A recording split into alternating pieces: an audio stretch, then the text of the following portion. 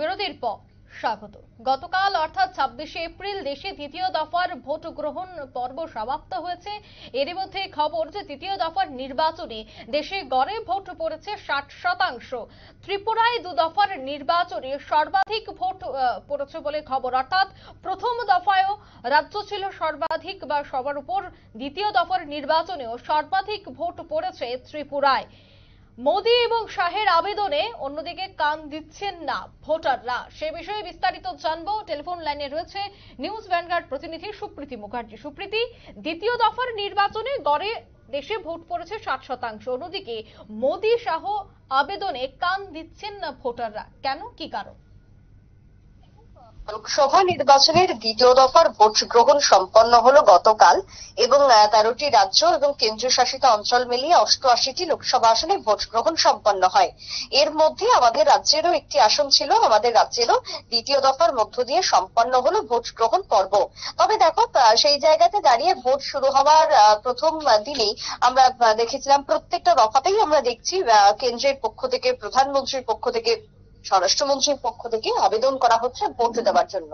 প্রত্যেকটা রাজ্যবাসী, দেশবাসী যাতে স্বতঃস্ফূর্ত ভাবে গণতন্ত্রের এই মহান উৎসবে সামিল হন এবং প্রত্যেকে যাতে ভোট দান করেন, সেই আবেদন করছেন স্বয়ং বিজেপির বরিষ্ঠ নেতারা। সেই জায়গাতে প্রধানমন্ত্রীও যে আবেদন করেছেন সে ছবি গতকালকেও দেখেছি। কিন্তু তারপর আবেদন করার পরও ভোটের ক্ষেত্রে যদি আমরা দেখি শতাংশের নিরিখে রাত্রি পর্যন্ত যে রিপোর্ট, তাতে গড় যদি ধরি এই গোটা দেশের 88টি আসন মিলিয়ে গড় কত ভোট পড়েছে না 60%। 13টি রাজ্যের এই যে কেন্দ্রশাসিত অঞ্চলের যে ভোটের হার তা কিন্তু খুব একটা ভালো নয়, হতাশাজনক, সে কথাই কিন্তু মনে করছে এই মুহূর্তে নির্বাচন দপ্তর। কেন লোকসভা নির্বাচনের দ্বিতীয় দফার ভোটের ক্ষেত্রে এত কম ভোট পড়লেও, অন্যান্য রাজ্যগুলিতে কম ভোট পড়লেও শতাংশের নিরিখে ত্রিপুরা কিন্তু ভালো জায়গাতেই রয়েছে। প্রথম দফার ভোটের পর আমরা দেখেছিলাম যে শতাংশের নিরিখে ত্রিপুরা ছিল প্রথম স্থানে গোটা দেশের মধ্যে 102টি আসনের মধ্যে। দ্বিতীয় দফার ভোটে 88 আসনের মধ্যে ত্রিপুরা কিন্তু সেই আবারও শীর্ষেই রয়েছে। ত্রিপুরাতে গড় ভোট পড়েছে গতকালকে রাত্রি 8টা পর্যন্ত যে রিপোর্ট, তাতে করে আমরা দেখেছি যে 80.32% ভোট পড়েছে ত্রিপুরাতে। অন্যদিকে যদি বলি, ত্রিপুরার পরেই রয়েছে আরো একটি উত্তর পূর্বাঞ্চলীয় রাজ্য মিজোরাম, সেখানেও ভোটের হার যথেষ্ট ভালো, 70% মতো রয়েছে। অন্যদিকে যদি বলি যে তোমার অন্যান্য যে রাজ্যগুলি, বিশেষ করে উত্তরপ্রদেশের কথা যদি বলি, সব থেকে কম ভোট পড়েছে কিন্তু সেখানেই। উত্তরপ্রদেশে ভোট পড়েছে 54.85%, অর্থাৎ 54.85%। তাই সব জায়গার যে গড় আমরা দেখছি তাতে করে কিন্তু 70-এর মধ্যেই থাকছে এই ভোটের গড়। তাহলে প্রশ্ন হচ্ছে যে এত কম ভোট কেন পড়লো?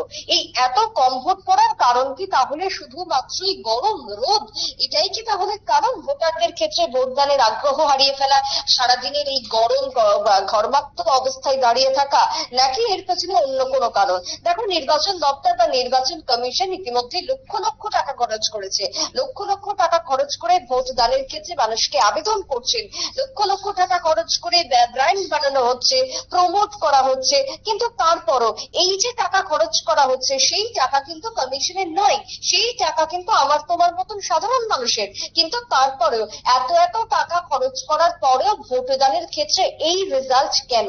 তাহলে কোথায় থাকছে গাফিলতি? মানুষকে কি ভোট দানের ক্ষেত্রে কোথাও গিয়ে প্রভোগ করা হচ্ছে, বিরত থাকতে বলা হচ্ছে বিরোধী রাজনৈতিক দলের থেকে? আদৌ যদি সেটা হয়ে থাকে বা সেরকম যদি কিছু হয়ে থাকে, তাহলে কমিশন কি কঠোর ব্যবস্থা নিচ্ছে না নেবে না? এই নিয়ে যে একটা প্রশ্ন তৈরি হয়েছে গতকালকের এই গড় রেজাল্টের পর, গড় ভোটের পার্সেন্টেজের পর, তা কিন্তু বলার অপেক্ষা রাখে না। বিশেষ করে তুমি দেখো, বাংলাতেও ছিল গতকালকে ভোট, এবং বাংলাতেও যে ভোট পড়েছে সেটাও কিন্তু আমরা দেখেছি খুব একটা যে আশানুরূপ সেটা কিন্তু নয়।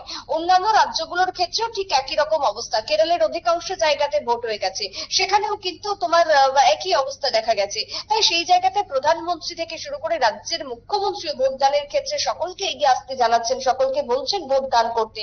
কিন্তু তারপরও আমাদের রাজ্য নেহাতি ভালো জায়গায় রয়েছে, সে নিয়ে সন্দেহ নেই। কিন্তু অন্যান্য রাজ্যগুলোর যদি অবস্থা আমরা দেখি, তাহলে কিন্তু ভোটদানের ক্ষেত্রে যে গড় সেটা কিন্তু অনেকটাই কম রয়েছে এই মুহূর্তে দাঁড়িয়ে, যেটা পরিসংখ্যান বলছে। তাই সবকিছুকে মিলিয়ে হয়তো গরম যেটাই সব থেকে বড় এই মুহূর্তে কারণ, হয়তো এই রোদ গরমকে উপেক্ষা করে অনেকেই যাচ্ছেন ভোট দিতে, আবার অনেকেই হয়তো বিরত থাকছেন ভোটদানের ক্ষেত্রে, হয়তো বিকেলের পরে ভোট দেবেন সেই আশাটাও করছে।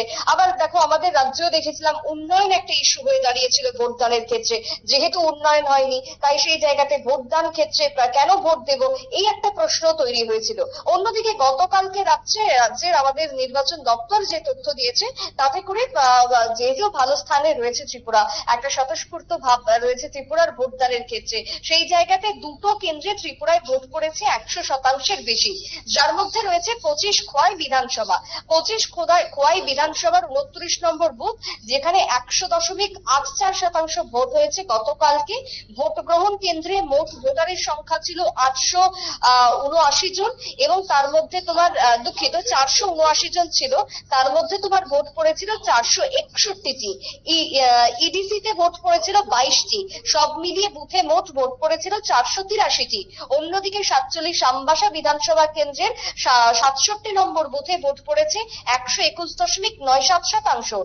এই বুথে মোট ভোটার ছিল 173 জন। মোট ভোটার বাদে 159টি রয়েছে ইউডিসি তে ভোট পড়েছিল 62টি, সব মিলিয়ে 211টি ভোট হয়।